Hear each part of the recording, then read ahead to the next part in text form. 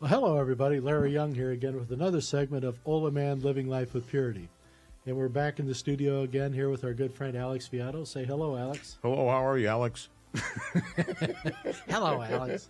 So, but in this segment here, Alex and I were talking a bit last evening, round-robining some ideas. And one of the things we came across that I was struck by was Archbishop John Knoll and Archbishop Fulton Sheen were both elevated to the status of archbishop, even though neither one actually sat in an archdiocese. And this is an unusual elevation of these two gentlemen for the reason being that the Pope elevated them both to the status of archbishop for defense of the faith. Now, Knoll did it one way with his publishing house, the Sunday Visitor, and other things like this, and the strong things he did to try to help build fundraising in the churches with the collection envelopes and other things that were productive means for raising funds. He put the money together to build the National Shrine to the Immaculate Conception of Washington, all these things. So he did it that way. Sheen, who was one of Knoll's contemporaries, and Sheen was made into a TV and a radio star because of Knoll, his influence and his ability to get things done, put Sheen into this role, and Sheen offered a defense of the faith with his radio preachings, his TV shows, and things like this, brought huge audience to the table. And it was incredible that the majority of his audience was non-Catholic. Christian, but they were all looking for this solid discussion of topics and things like this. And basically, what Sheen did a lot of was, how do we live with these struggles that we have? How do we deal with these things and try to do what Jesus asks us to do? And this is kind of what I'm trying to do with some of the things here with this podcast, is how to live, with purity, how to live a life of purity. And what does purity really mean, and what forms does it take? It's so much more than just being, sexually pure and things like that. It's that, are you giving it all your best effort? Are you living each day fully? Are you living until you die, type of thing? Are you giving it all you've got? These types of things. And I think a lot of people are kind of like saying, well, that's enough. I don't need to go any further. I've done enough. I shouldn't have to do more than that. Type of thing. Yeah, and you had mentioned that all of these different people were employed in the defense of the faith. Well, they were all working naturally, and their work was inclined towards defending the faith and trying to promote the virtues of the truth. Okay. And things like this. Now, there was another guy that was on the other side of the world at this time, and he was kind of a shut-in, but he had a great influence on a lot of people. And a lot of people don't realize his work with defense of the faith, and that was Padre Pio. Okay.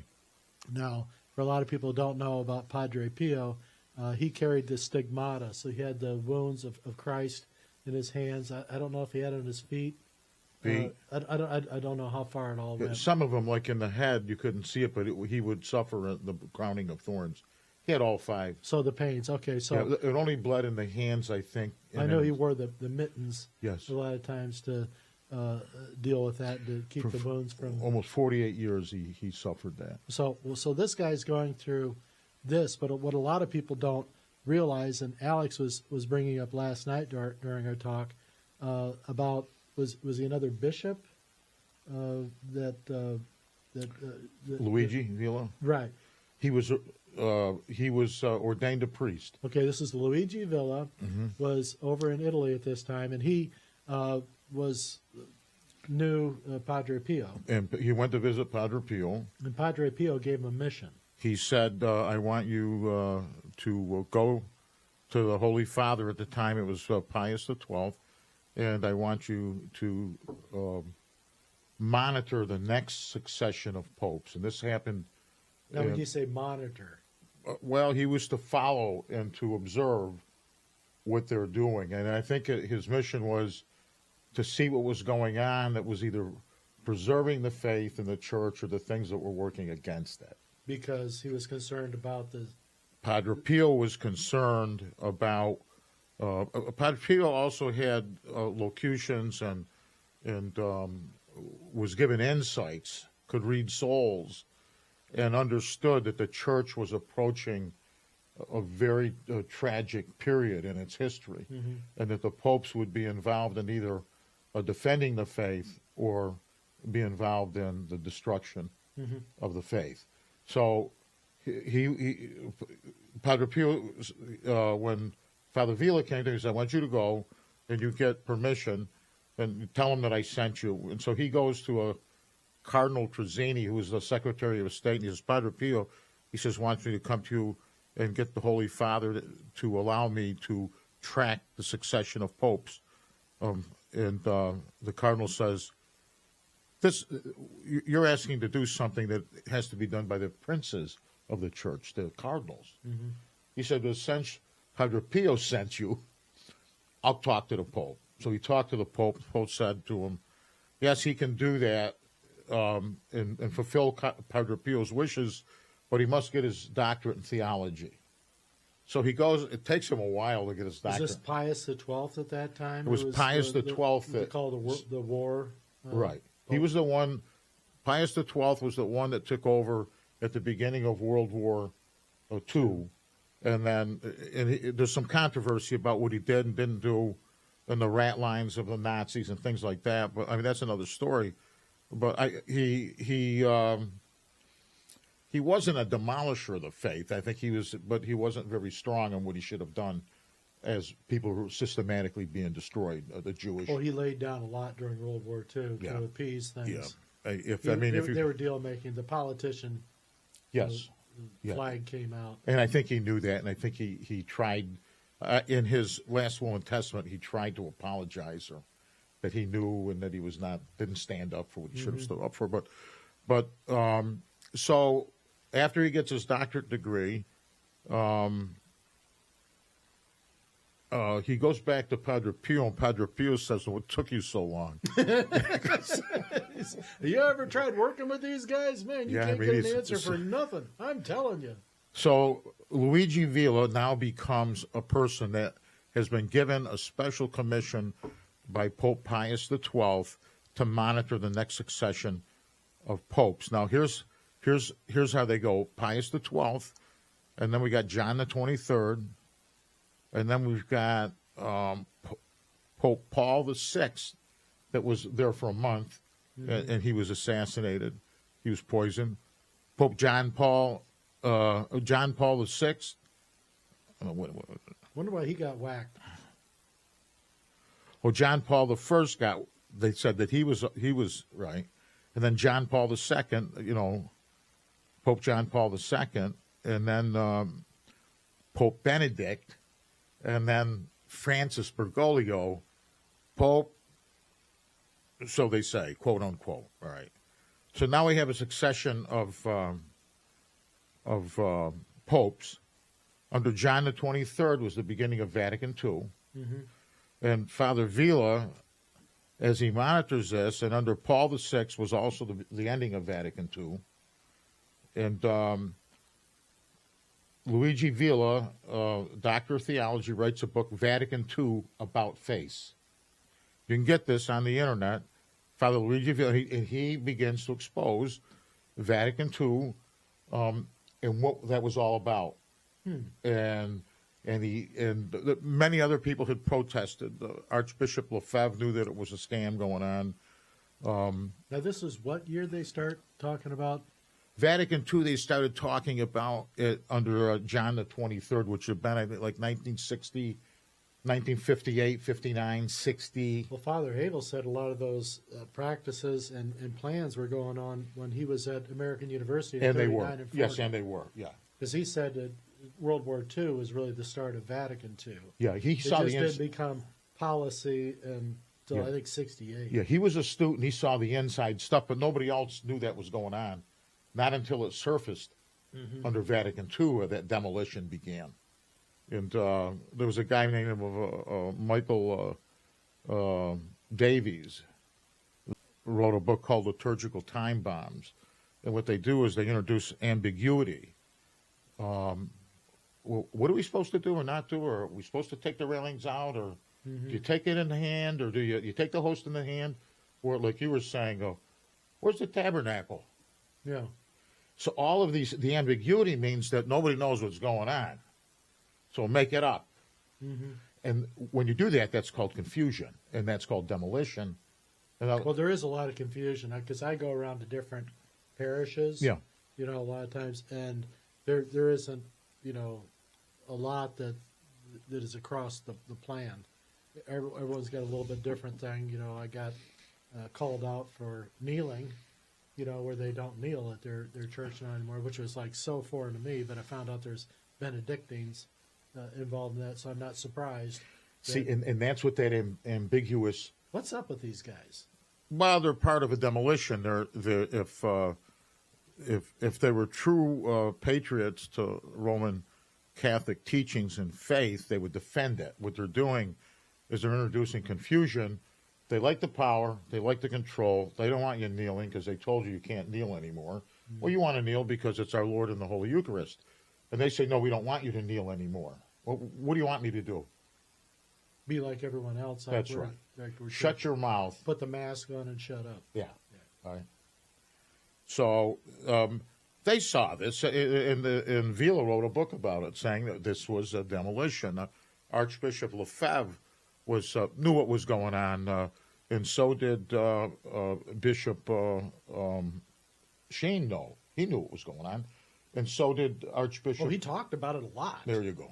Well, Sheen did, and now Sheen and Knoll were really like hitting their stride in 1917 when Fatima occurred, and Our Lady was admonishing or sharing her concern about the state of the priests and the bishops, which would carry up to the cardinals and probably even the Pope himself. That there was a concern for their lack of discipline that was going on, that they were not being as priestly as they should. They were getting to be too consumed by worldly affairs, material possessions, things like this. And it's always nice, for a priest or whatever to want to engage in the world and do things. If you're a sporting guy like Father Havel was, he liked to golf, he liked to hunt, he did these things, but he took darn good care of his parish. And he didn't go hunting or fishing unless everything was being taken care of. Absolutely, Yeah. That's right. He took his time off, and he worked hard at it, but he didn't abandon anything. He was a defender of the faith. Yeah, he would stay rather than go and play if there was an issue going on. So what they were expecting, I think Padre Pio knew it, that when Pope Pius died, John the 23rd was a very short. I think he was there a couple, 2-3 years. Now, what year was that? Was that he in the 50s? 58, 59, Okay. 60, 61. I'm not sure. I think that Pope Paul VI took over after John the 23rd. John the 23rd opened up Vatican II, and Pope Paul VI closed Vatican II. Now, Pope Paul VI hired a guy by the name of oh God, I can't remember, but he was a Mason, and he was the one put in charge of the new liturgy. And it was, I'll think of him here and I'll give you his name further down the road. But when he was exposed as a Mason, Paul VI did what you said they normally do. They moved him. Yeah, you get him out of the arena. Yeah, now, what problem? That's right. And Paul VI, according to Padre Pio, said to Luigi Villa that Paul VI, who is now the Pope, wears the slippers of the Masons. The Masons, thank you. I'm sorry, folks, because I'm trying to keep it straight. But Padre Pio, the man with the stigmata, and that has a ticker tape of what's going on in heaven, and that suffers dearly, is saying, and he would not say this because he thinks he knows. He knows he knows. And he's exposing that we have a pope that's Masonic. Now, the Masonic believe in polytheism. when you end with the Masonics, you end with Lucifer, and most of them don't realize that, but that's in the hierarchy. And they say, well, George Washington was a Mason. Some of them weren't into that stuff. They were into the more of the logic and the thinking, and they were good people, and they were Christian people, but they joined the Masons, but they weren't part of the group that, one world order. And Well, it's like the Masons were out doing stuff, whereas the Catholics and all like that were huddled and quiet and not out really being very, they weren't really out building the world. Right. As much as they were kind of huddling in a way, Right. and trying not to get their asses kicked again. That's right. But the Masons were out as being like the doers and the active guys. So, but there was a little bit of a perversion That's that right. was going on with some of their thinking though too. So this can't be, engaged or extolled, Right. but it can't also be ignored either. That's But right. There was good that came out of there, but there was also some screwed up thinking Yeah. that went against what a lot of Christians would believe, and that a lot of Catholics would definitely not agree with. That's right. Pope Paul VI was outed as a Mason by Padre Pio, and Father Villa did a research on Paul VI, and when he became Pope, the Italian police had a dossier on him. And when he became Pope, they said, this can't be a Pope. This guy is involved in pedophile activity. This is way back in the 60s. Mm-hmm. And they're thinking, this is crazy. And even prior to that, Pius XII said, don't let, I forget his name, it was Mancini or something, whatever his name. But Paul VI said, don't let him get near the throne, because his parents were socialists, and they were brought up in a socialist atmosphere. So it's cloak and dagger stuff. I mean, you talk about the defenders of the faith, and suppose the ones that destroy the faith. Right. And these people aren't stupid. They know what's going on. They know what they're doing. And they just prefer to throw God out of the house. Well, it's like when I did my my segment there on Ayn Rand, who wrote, Atlas Shrugged and things like that. She was talking about, if there's something that you want to do that you may not get the approval for, just do it. Who's going to stop you? And this is what a lot of these people are doing, and a lot of came out in this time period that Ayn Rand grew up in. Her name was, I think, really Cotton or something like that. I met her back when I was a kid in college. But it was a great segment. But she had said, who's going to stop you?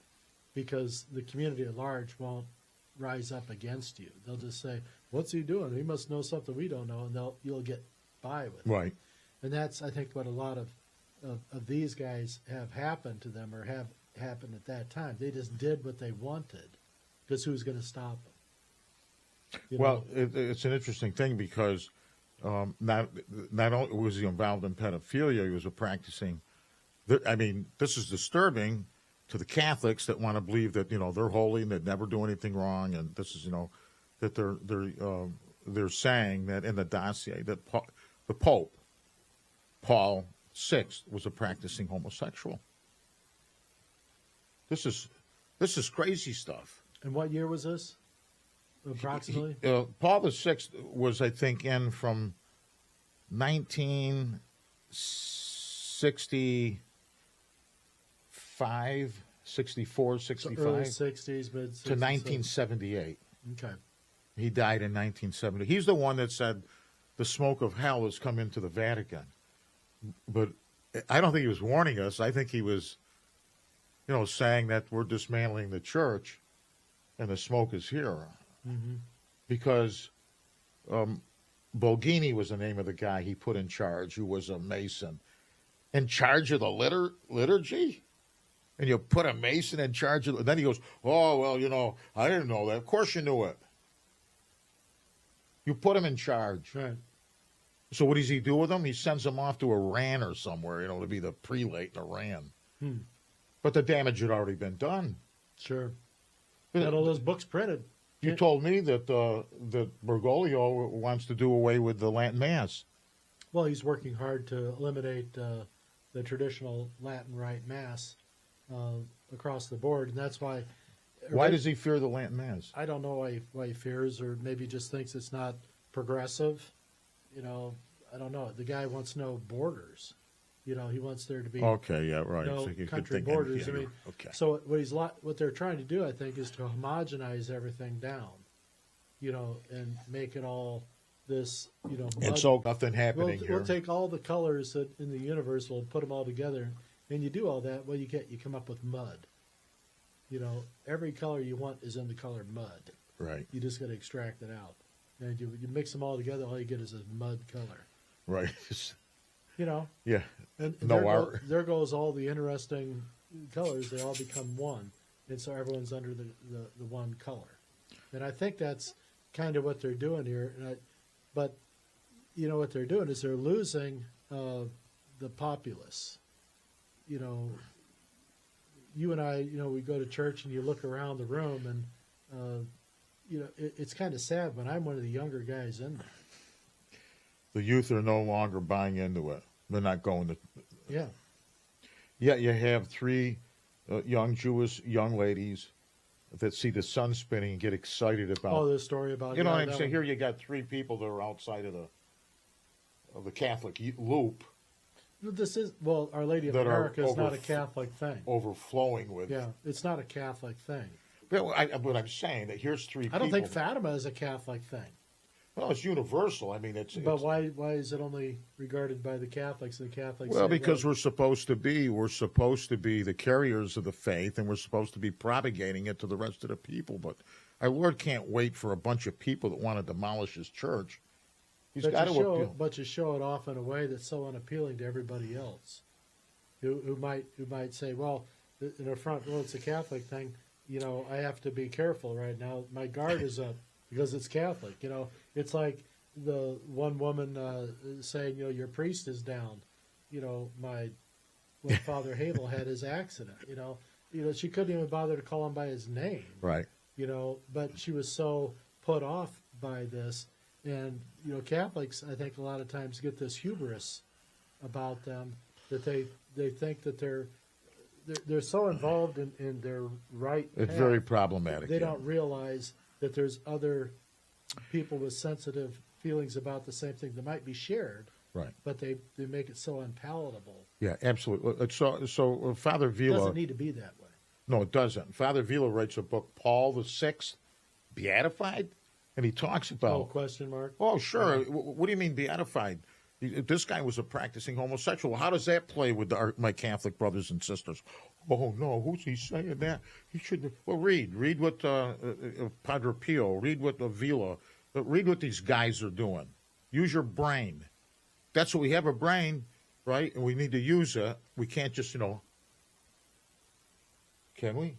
Well, a lot do, because it goes against their feelings, their sensitivities, and their correctness, and they don't want to be challenged on these things. I understand that. You know, there's a reason we do it. You know, just do it because I told you so.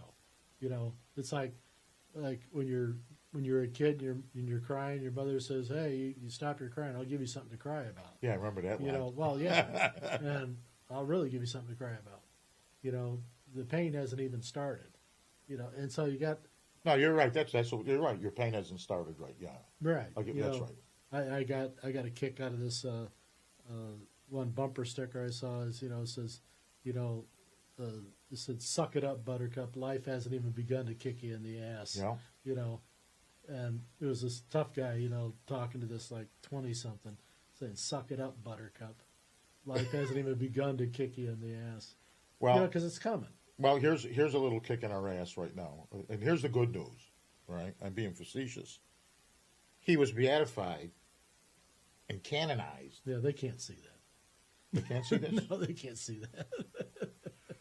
By Bergoglio. Oh, really? Yeah.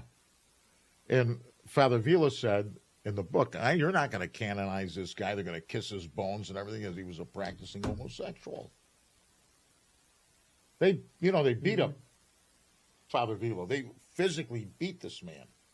was hospitalized. Who beat him?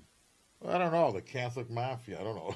Oh. Whoever issued the orders to beat this guy up. That doesn't, a few dollars go a long way. I mean, you can The get bishop's cousin had a friend. And who they knows? got- That's you know, right. But I mean, so we want disturbing news. We don't give you disturbing news, but This stuff has been going on for a long time. And Larry's saying the younger people aren't going to church. The Catholic Church will implode if the faith is not the faith is not defended. Yeah, it's crazy because the younger people are their bullshit meter is pretty strong right now. They've grown up with it, and they're to a point right now where you'll be talking with them and they'll have their phone out. They'll be fact checking you as the conversation's going on. It's how they discuss. That's how quick they are to either agree or disagree. If they don't get a corresponding agreement on their Google search, all of a sudden you get discounted. You're no longer credible. So if you're ever talking with a young person, you better make sure you got your poop in a group beforehand, because they will call you out on it.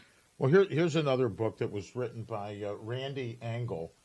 And originally, I bought the book. Originally, it was $65. I found it on the internet again for $65. I've seen it as much as $315 and as much as $600. It was very limited printing, but Randy Engel, I think, is actually a female that did this is her writing name. I forget what they call that when you A pen name.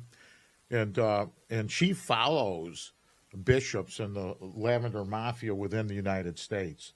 Now, the Lavender Mafia is the gay contingent of the administration of the church. Right. And she follows that in the United States. And what we come to find out is that how did this thing get such a hold in the Catholic Church? And this book can be gotten it's called The Rite of Sodomy, Homosexuality. The Rite of Sodomy?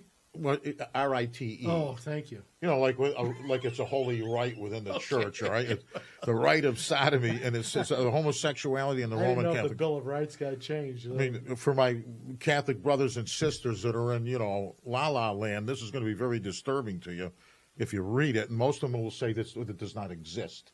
However, how did this whole thing take a hold? And this is what Engel says. That William Henry O'Connell, Cardinal, from 1907 to 1944, he was Archbishop of Boston, and also Archbishop Francis Joseph Spellman from 1939 to 1967, that both of these people were ongoing practicing homosexuals. O'Connell was more quiet and looked like he was more within the line of the church. Francis Joseph Spellman was arrogant and said they'll never believe it.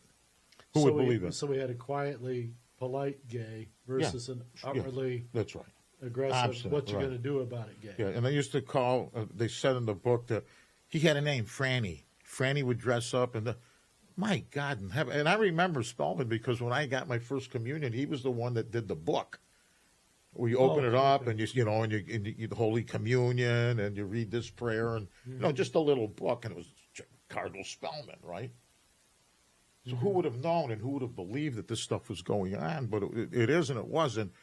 Birds of a feather flock together. So the priests that they surrounded themselves with eventually became and were commissioned to be bishops. Mm-hmm. And, of course, they surrounded themselves with like-minded priests, and they're the ones that perpetrated on these altar boys that were 11, 12 years old, that, their hormones are going out their ears, and they subjected them to the pornography, alcohol, drugs, and then the next thing, these kids woke up, with Father Nelson behind them, and it's this corruption. And we better wake up to it. Well, first you got to realize that you got a problem, and a lot of people wanted to say, "Oh no, that can't be. I don't want to have anything to do with it." And they won't even bother looking at it. They don't want to hear this. Well, and nobody really does. But, and people say, well, you just say so many negative things. No, I'm trying to help save what's been established here, but somebody has to call it out because nobody knows what direction to go in. And everyone says, well, why are you so concerned about it? Well, because the Blessed Mother's concerned about it. She's been concerned about it. Virtually every message that she's allegedly, or we know is given to humans, well, since 1917 at least, Right.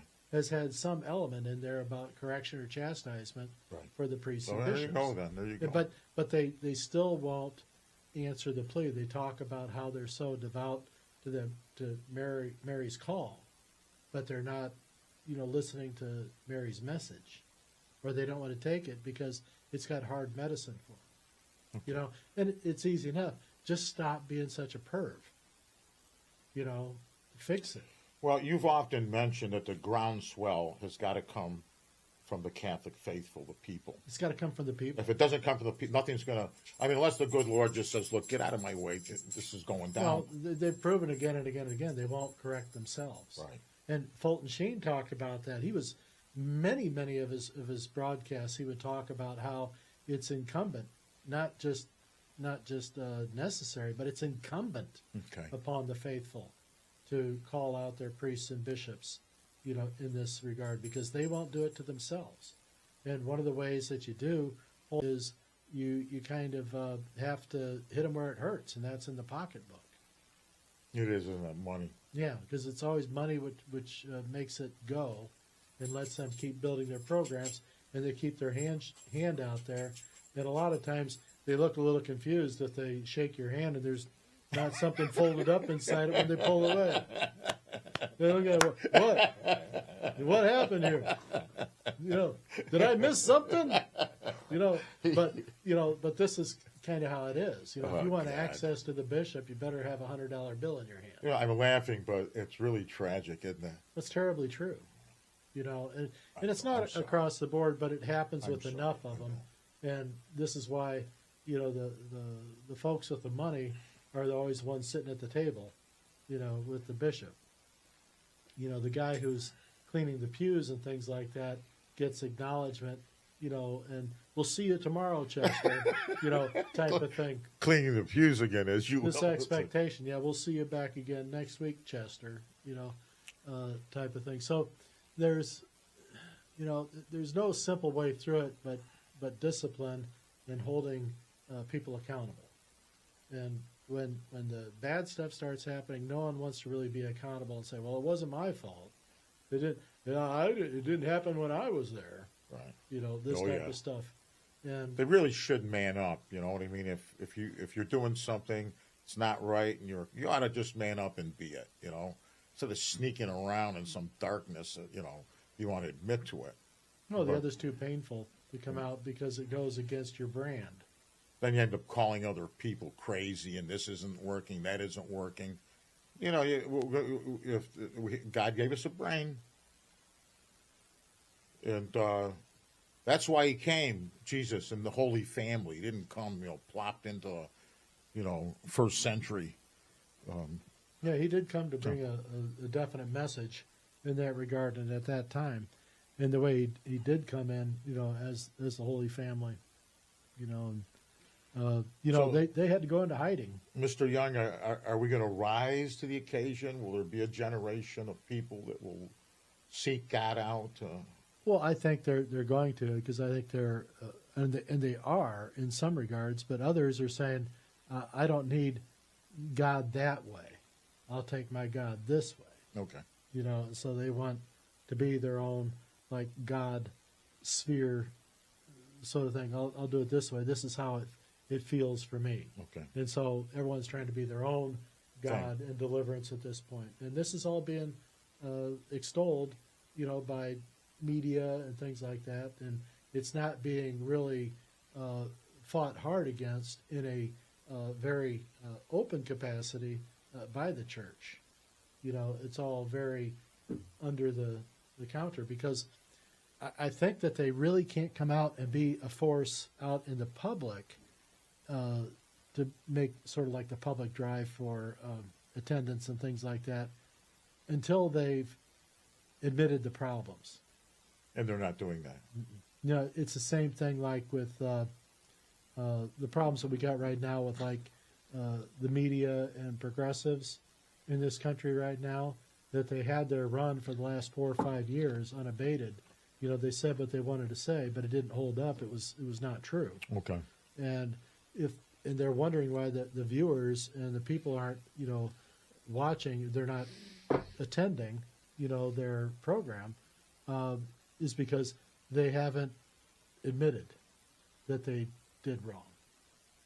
And I think once they admit that they made errors, and these are things that they shouldn't have done in the first place, but until they admit that, It's going nowhere. it's not going to go For anywhere. themselves or anybody else. Because the kids today say, they look at this and they say, that's bullshit. Okay. I'm not putting up with that. I'm not going to deal with that. My folks may have, and you may, but I'm not doing it. You see that. You see it. It's across the board. Okay. The Everything. Kids are tired of being lied to, and who can blame them? They lost so much of their social development with the shutdown from COVID that didn't need to happen the way Right. it did. And then, the turnout of ideas, that just created this, phenomena of crazy thinking. It's, I love that. why is it so attractive to people? Yeah. Because it's so different, and then it gives them the reason for them to claim their victimhood and things like that. So this is how they found specialness in being a victim. And so it's okay, I feel for you and all like that,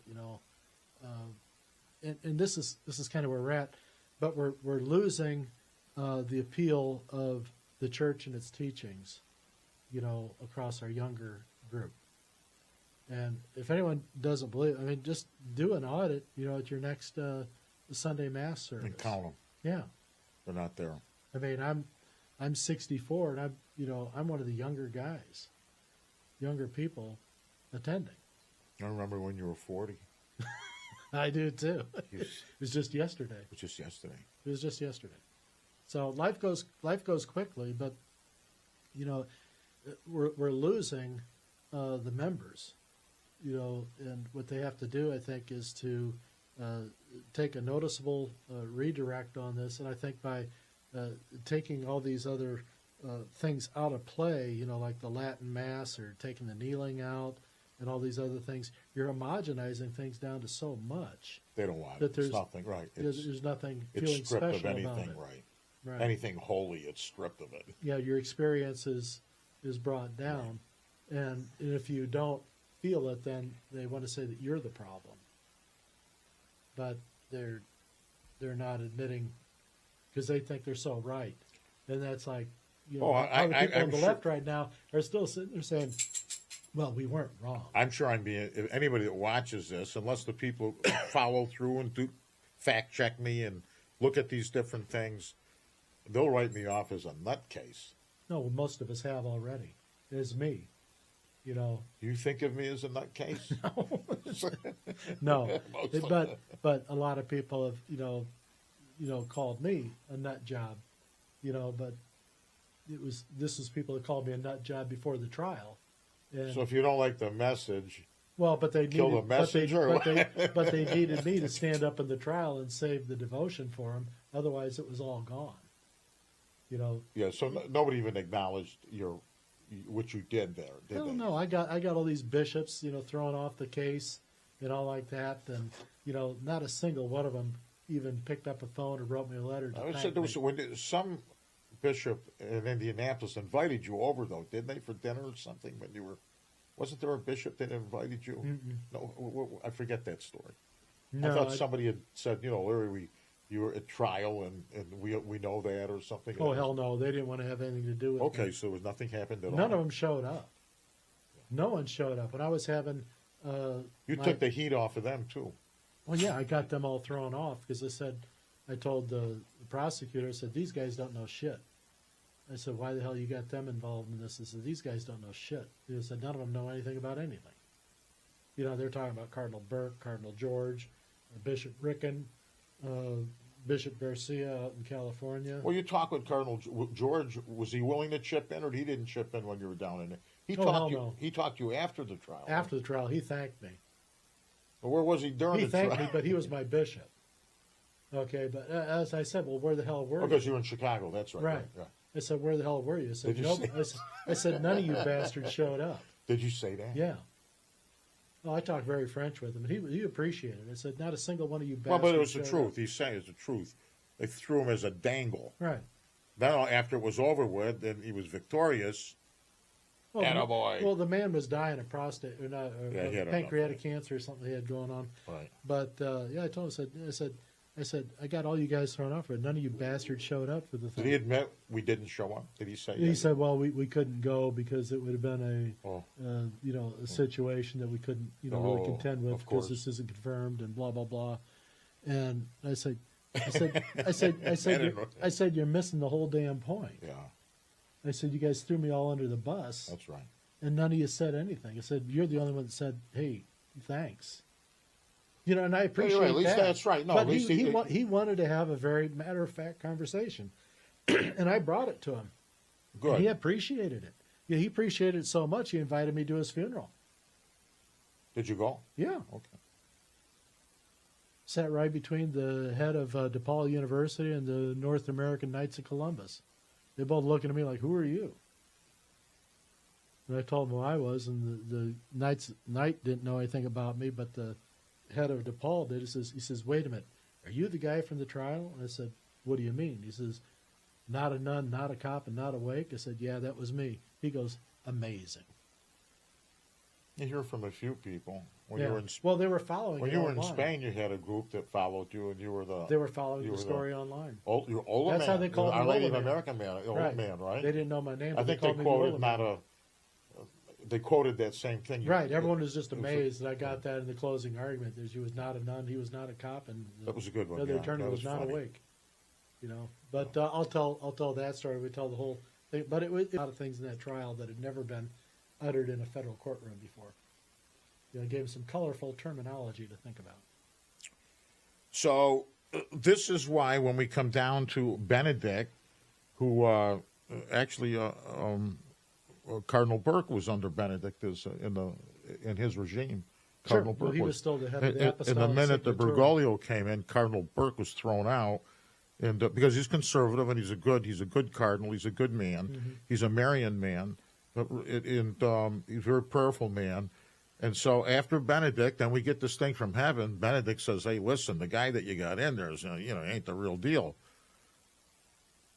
If this is true, we are on the precipice of the final battle, and we all know who wins. But then now the question is, if Bergoglio is not a real pope, then that means that Christ now sits in his own seat, and that means we got to hold our ass because we're all going for a ride. Well, we have been on a ride. Don't you feel like it's been a? Oh no, absolutely, Larry. But I think that now, where's the victory dance? When our Lord's had enough and the Holy Spirit gets involved, Yeah. I don't know. All I know, God have mercy on my soul, and every man for himself, But we're presenting what comes across the desk. Do your own homework. Fact check me. I gave you some names of the books. There's a book that's written about Father Villa. It's How's Villa spelled? V-I-L-A? yes, it's Luigi Villa, Villa, Luigi. There's another book that was written by Franco Edessa, who is Father Luigi Villa, and it's a nice paperback. These are very rare books, so if you really want them, add them to your library, and you can fact check me on what I'm reading and what I'm doing. So it's not Alex Fiato. I'm quoting these things, and then correct me if I'm wrong.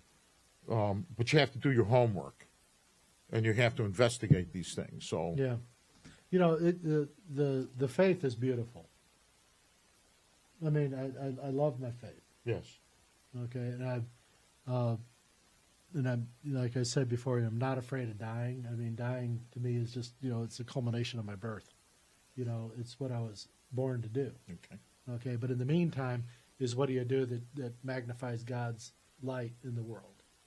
And I'm trying to do that. Oh, you absolutely are, Larry. And your response to those three girls was, maybe God wants you to talk to him. Well, let's tell that story in case I didn't see it. There were the three young girls at one of my sports Yeah, camps they one time. exploded with joy. Well, that was at dinner time. These three girls got me outside the dining room and said, "Mr. Young, what's going on? with the sun here. And I said, what do you mean? She says, well, we were out on the hill, which is Holy Family Hill, and they were out just enjoying that, and they saw the sun spinning. And the Jewish girls, they didn't know anything about this, what this had to do. I didn't know anything about it. I thought the world was coming to an end when I first saw it. Yeah. But they're coming to me and they're saying, you know, what's going on with that? I said, well, I'm really happy that you noticed that. A lot of people don't see that. Very nice. When they come through here. I said, I'm very happy that you did, take notice of that. And they said, well, what does it mean? I said, well, what do you think it means? They said, well, we think that God's trying to talk to us. And I said, yeah. I said, I think you're right. I said, but I think God wants you to talk to him. Yeah, and you summed up the universal faith. God wants you to talk to him. Right. And so they just all got this big-eyed look on their face. I can't believe it. They took back off, ran back out. Unbelievable. To the hill. 3 days later, they're being picked up by their parents. And I have this mother comes up to me and she says, are you Mr. Young? And I said, yes. She says, well, my daughter was one of the girls that said she saw the sun spinning. Where does this happen? And, does this happen often? I said, well, it happens often enough. And she says, where is it? I said, there's a hill out there. So she turned left and she went out there. Yeah. The mother did. This is a Jewish mother. Wanted to go see what her daughter was so excited about. Unbelievable. And so she's going to pick up her daughter, so she wants to see what her daughter's excited about. What it did to them, I don't know. First class miracle. Well, it's like you said, most of them don't even look at it and they don't even know what they're looking at, let alone asking you about it. Well, I think it's just an invitation saying, I exist. No, but that's me. You seem to find the word. Many times people come up there, and you seem to find the right words in a succinct way that ignites people. Well, I think I see things very simplistically and very basic, very naturally, and I don't try to overthink things too much. No, it's a telling. I tell people, well, they say you have such strong faith. I said, well, I don't think I have faith anymore. I think it's knowledge. And I said, my faith has turned to knowledge. I said, but even with my faith part, I try to keep it simple in the single digits. Right. I don't want to go past 9 years old. I believe because my mother told me it's true. That's good enough. Right. Okay. I know my mom, great woman, and she told me it's true. True. I believe my mom. Right. And that's good enough for me. And to hear her story now, she's turning 99 next month. We hope she makes it there, but who knows? We'll find out. But we're happy. She said, no tears at my funeral. And I said, well, there might be a couple beforehand, but afterward I'll tell a couple dirty jokes that tell them you said them. Which is the other part of my good friend. Well, I sent my mom and said, I'll just tell a couple dirty jokes and say that you said them. His mother would go, Larry, you're going to go to hell. He goes, hey, Mom, it's... Well, she said, well, make sure they're really good jokes. Did she? Yeah. But she's funny and she's open to it, but she just wants everyone to celebrate, this and not be afraid. And so many people are afraid of dying, right. Humanity, right. And they don't truly understand and believe what's waiting for them. And this is what I try to let people know that, don't sweat it so much. It's what you're designed to do. Don't go against your design. Don't go against your nature. Just, absorb it, thank God for it, for this potential you have each day. And live your life today in purity. Do the best job you can. That's all. You may not feel great, but hey, plan for tomorrow and, live pure. Try to keep building things. Purity builds things. Evil destroys things. God builds, the devil destroys. Yep. Keep building. Even if it's just a simple thing around your home or something like that you're able to get done that day. Sometimes, like our friend Jordan Peterson would say, clean your room. Start with something basic. Start with that, and then work out from there. That's all. Yeah, and carry that with you. It's commitment to yourself, to your world, and then you find favor with God in your life, and thank God for the good things and the bad.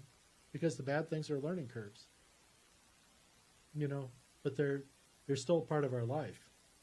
Thank God and acknowledge your daily existence. It may not always be great. No, So, that's right. Lord, because I there's a lot of understand. downtime. Right. There's a lot of time that it doesn't seem like it's really going to work out. But and our Lord says it in Scripture too. Yeah. Thank Father Solanus used to say it. Thank God ahead of time. And, Right. Remember? Right. And he said, well, whatever he brings you, because it's if you thank him, you have that relationship with him that he will, whatever it is, it's meant to be. Well, you're keeping the divine indwelling in here. So I would say, thank him ahead of time. Expect the graces. Ask for the graces. Ask for the unclaimed graces. Ask for more than you can handle. He was a great inspiration, Father Solanus, and But he kept it simple. yes, he did. Father Havel knew this guy too. I mean, Father Havel grew up in a great time of the power leaders of the church that we talk about today. Did he talk with Father Solanus? Did He knew him, yeah, from up here. No kidding. Yeah, he always said he was a quirky little priest. Yeah. Yeah, and he couldn't say his own public mass, but he could be in, and he could celebrate with somebody, but he couldn't be the celebrant. Right. They wouldn't let him preach. So Father Scripture. Havel would always let him celebrate with them. Oh, did he really? And because he wow. wasn't able to have his own. So if Father Havel was doing his mass, What a beautiful. he would let Casey sit in with him, as they say. Yeah. He understood him. He didn't think he was trouble. He just said he was a quirky little priest. Yeah. But people loved him. Right. But his thing with him is Solanus Casey suffered from arthritis. He had really bad arthritis, and so one of the things he would do is he would play a violin to try to keep his fingers limber. And I asked Father Havel, said, "So how was he?" He says, "Thank God he didn't play a saxophone." He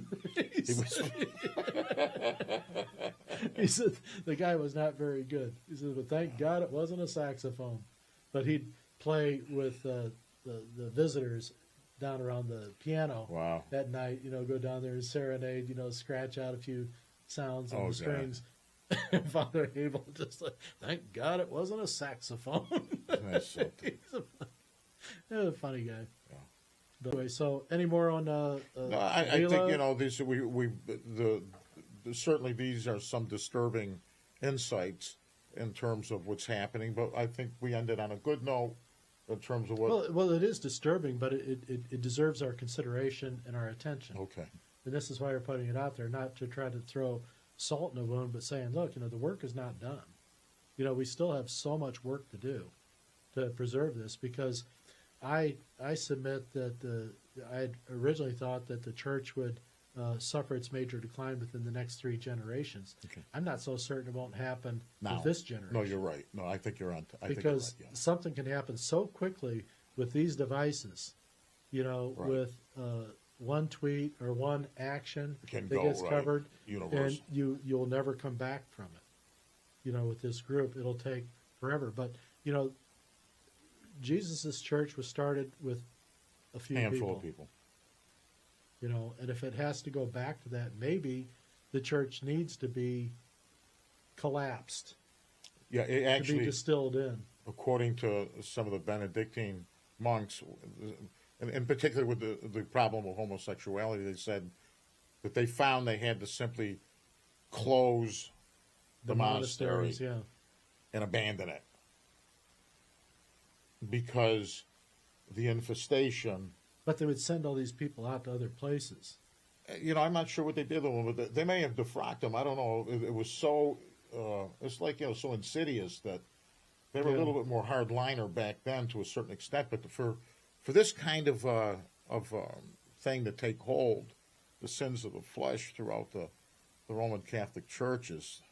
But do we ever know all the full truth on these stories a lot of times? Because the responses and the explanations a lot of times are so sanitized. Is one guy's take on it, They do the research. A lot of this stuff, as you take a look at the fruits, the fruits of what are the fruits of doing away with the Latin Mass? The fruits are devastating. Latin Mass is not a threat to the faith. What is the fruits of taking away the kneelers because you want to adore our Lord in the Holy Eucharist? Well, they want control. They want money. It's the same thing that you've been deciphering. So within that construct, if they want money and power, then there's other things that they want. They're not of Christ. And the fruits we can see. Well, kids, if they want money, they got plenty of opportunities to go grab money. well, you were telling me they could sell land and they could like. Well, they're like what we say. They're the number 3 landowner in North America. Yeah, and I looked it up. It's like unbelievable. So There's a federal government, and I don't know who's second, but I think probably the federal government and maybe Bezos or whoever, one of those people. Or no, the guy that was Gates. well, Bill Gates is buying up, but I think there's. I don't know. They tried to buy your land up when you had the Springs. President Clinton Oh, Clinton. Well, and Hillary, no, they just wanted to the buy. water rights. They wanted. Oh, is that what it was? Yeah, they didn't want to buy the land. They just wanted the mineral rights because they wanted the water. Which is a real interesting story. It's Yeah, that was with Ron Burkle from Whole Foods and Hillary. They're buying up all the spring water around North America that's deep sourced because their feelings are that when there's a nuclear strike, surface water will not be drinkable, not be potable. Oh. You won't be able to drink anything that's not covered. when there's a nuclear strike. Right. Oy. Right. And so the only water you'll be able to drink is stuff that comes from a deep source down deep in the earth, and that's where your mineral spring waters. So you can get a You're gonna bottle find of that spring water from me for how much? $5,000. So depends how thirsty you are. Depends on Yeah, but no, it was like I've always given away. I've never charged. We have charged for a bottle, but we never charged for the water or anything like Yeah, that. I know. And that's You what did, pissed exactly. people off during the trial is that they say, "Well, you don't charge for admission or anything." I said, "No," I said it's to be given away. Right. I said, but Yeah, there's no money in this. But that irritated these people to no end because the one side wanted to charge for the water, and they were all messed up. So kind of troublesome. But we'll get that's another story. That's to the get rest into. of the story. Beginning another story. All right. So Larry and I were talking about doing something on the miracle that God had for the 33 miners in Chile in 2010, and we have some beautiful insights from some of the people that were involved, especially the team from the United States, the drill team that extracted them. But there's some beautiful miracles that have occurred for both the Chilean drillers and also the United States drillers to get these people out that were 3 Eiffel Towers deep into the mine, and the rock that they drilled through to extract these miners was twice as hard as granite. So they said, yeah. So they said. So We had to get through that, but I think it's enough of tease for the next segment here. But we'll go ahead and we'll collapse this one out and let people then walk away from this one. So we love you, yes, and we'll be back. absolutely. Say goodbye, Alex. Goodbye.